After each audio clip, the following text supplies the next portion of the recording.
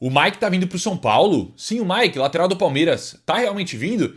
E o Carlos Vinícius, pô, atacante brasileiro, joga há muito tempo lá fora, tá também vindo pro São Paulo?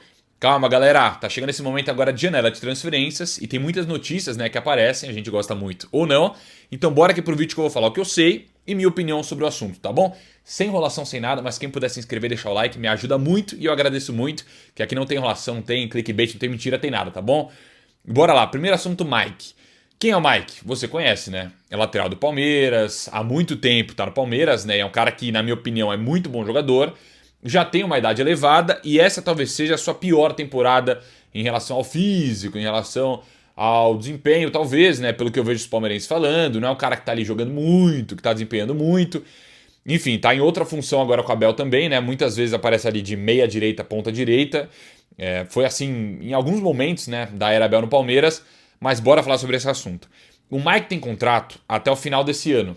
Então agora, metade do ano, ele pode assinar um pré-contrato com algum outro clube. Minha opinião, tá, sobre o Mike. Eu acho o Mike um bom jogador, muito bom jogador. No meu ponto de vista, é um cara que no Palmeiras, quando tem oportunidade, ele desempenha. Normalmente foi assim, né? Quando teve oportunidade em jogo grande, ele apareceu. Final de Libertadores, apareceu bem. Outras partidas importantes, decisivas em Brasileiro e em alguns outros campeonatos, também aparece bem. É um cara que. Só que aí a gente chega num ponto, né? De que, putz, cara, mas e a idade do Mike? O Mike já tem uma idade elevada. E o perfil de contratação de São Paulo? São Paulo não tem dinheiro. Aí vai contratar mais um jogador experiente que deve ter um altíssimo salário no Palmeiras. Vale a pena ou não vale? Chega nesse ponto também. Então tem que ser muito transparente, né, em relação a isso, para saber se vale a pena ou não. Só que é um jogador que de fato o São Paulo sondou a situação dele. O São Paulo sondou a situação, quer entender um pouco mais, porque pode estar de saída do Palmeiras. O Abel tem muito essa característica, né, junto com a diretoria, de que, putz, pô, é um cara que foi muito importante, que o Abel gosta bastante, mas que chega um momento ali que chega no limite, né, já tá há muito tempo no clube. Foi assim com o Felipe Melo, foi assim com o Dudu, e o Dudu saiu conturbado, né, mas é assim com alguns jogadores, Daverson também.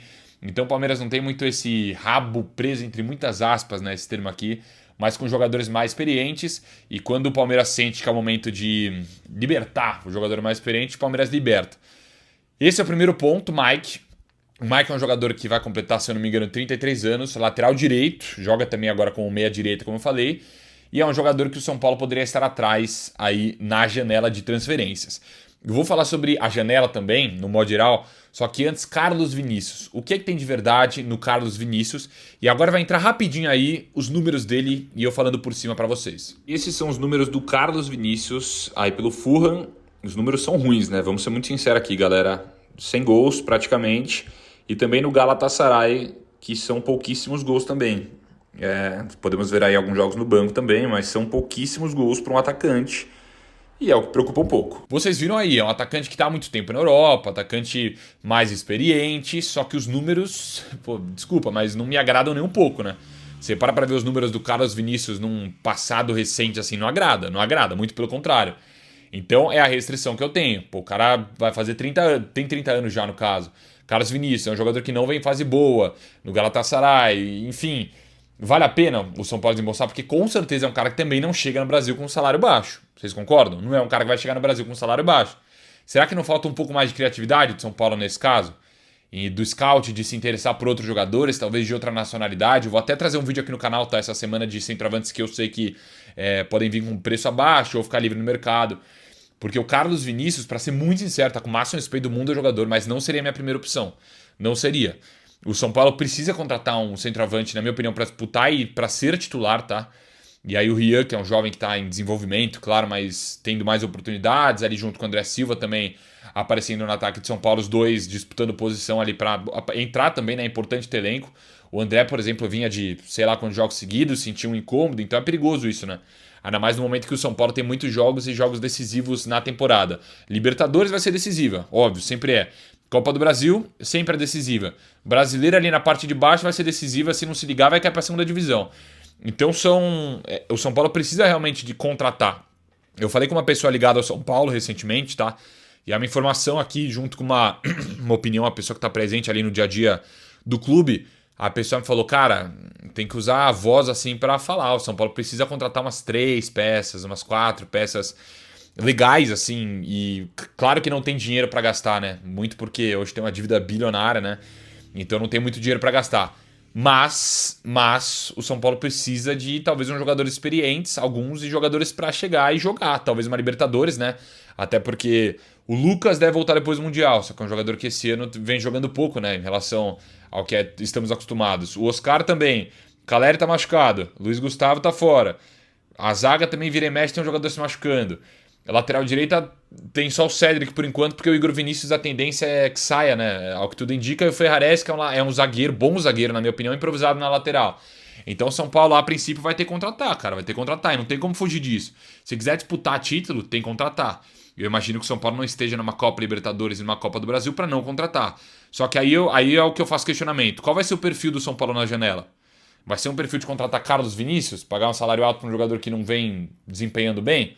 Vai ser contratar o Mike, que é um jogador mais experiente, assim, que talvez não esteja na sua melhor fase no Palmeiras? Me questiono, né, se é o perfil que o São Paulo realmente quer, precisa. Então tem que ficar bem ligado aí nessa janela de São Paulo, porque os clubes vão contratar. Vocês já viram o Botafogo, né, que pode ser adversário do São Paulo em quartas de final de Libertadores. Vendeu 3 titulares, só que, pô, os caras já estão especulando jogadores que jogarem em Juventus, jogadores que jogarem em Europa. Tá louco, aí o nível aumenta muito, né? Vai usar esse valor que vai ter com a venda dos jogadores, né? 40 milhões de euros, 35 milhões de euros, não me recordo agora. Mas vai usar esse valor aí para contratar jogadores de peso, com certeza. Para disputar o Super Mundial e, consequentemente, a Libertadores depois, né? Então é o que eu falo. Se quiser disputar, se quiser ter alguma chance, alguma Copa, tem que contratar alguns jogadores e não perder, né? Não dá para vender jogadores importantes. Não dá para vender jogador titular. Eu sei que precisa vender, só que jogador titular, se vender, tamo lascado, cara. São Paulo tá lascado, tá bom? Tamo junto a esse assunto do vídeo de hoje. Bora ver como vai desenrolar, né? Esse papo aí de Mike, de Carlos Vinícius e qualquer outra notícia eu trago aqui.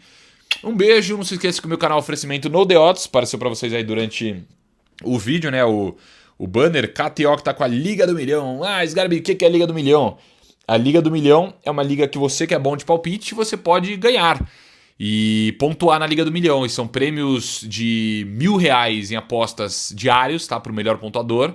E no final um prêmio de 1 milhão, cara. Vai ter uma festa ali do milhão. É legal, né, cara? É bom demais, hein? E tem outros prêmios também na Liga do Milhão e é palpite, cara. Você pode... Quem montar as odds mais malucas, né? No sentido de... Sei lá, o Samuel Venâncio, que também é KTO, ele fez uma odd de 3 placares seguidos, 3-0. Bateu. O cara ganhou o mês de maio na Liga do Milhão. Então é interessante, tá bom? É isso. Só se for maior de 18 anos, tá? Tá no primeiro comentário aí fixado. E é isso. Muita responsa sempre na KTO, porque a aposta esportiva tem lógica, tá bom, pessoal? Um beijo, fiquem com Deus, muito obrigado por acompanhar o vídeo até aqui. E se você tá até aqui e puder se inscrever no canal, agradeço muito, tá? Valeu, é nóis!